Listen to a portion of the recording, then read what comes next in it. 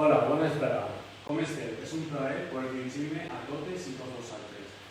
Estem vivint una època molt complicada, tant per la seva excepcionalitat com per l'abast de les seues conseqüències tant a nivell social, sanitari com econòmic. En política són importants els temps, les decisions, els gestos, entre altres qüestions. I és per això que mitjançant aquest pacte volíem oferir una imatge de conjunt, és a dir, de treball per al bé comú. Malauradament, en l'acte d'avui només participarem tres de les quatre forces del primer ajuntament. El pacte dels germanells, fruit del sentit comú de la responsabilitat, recull com hem coordinat esforços i opinem que té un doble valor. Per un costat, és un pla marc d'actuació per als mesos més immediats i per l'altre costat, té una càrrega simbòlica important pel seu esperit i perquè convida i genera diàleg entre govern, oposició i associacions del poble a les quals podrem convocar i convidar a les reunions de treball. Compromís, hem participat positivament tant de les reunions de portaveus, que hem celebrat pràcticament a diari, com de la redacció del present document.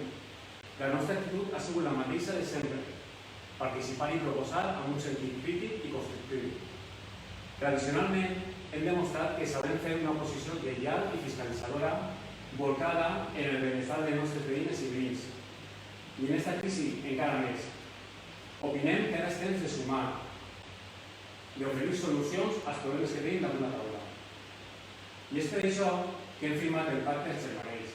I també és per això que hem sol·licitat a l'alcalde tres coses. Una, que es convoqui el ple ordinari de maig. Segona, que es convoqui un ple extraordinari al voltant del Covid-19 a referèndum. I en tercer lloc, que s'encarrega a la intervenció i tresoreria la redacció d'informes econòmics mitjançant els quals puguem saber en cada moment quins són els recursos econòmics que tenim disponibles per a adoptar mesures per a combatre aquesta crisi.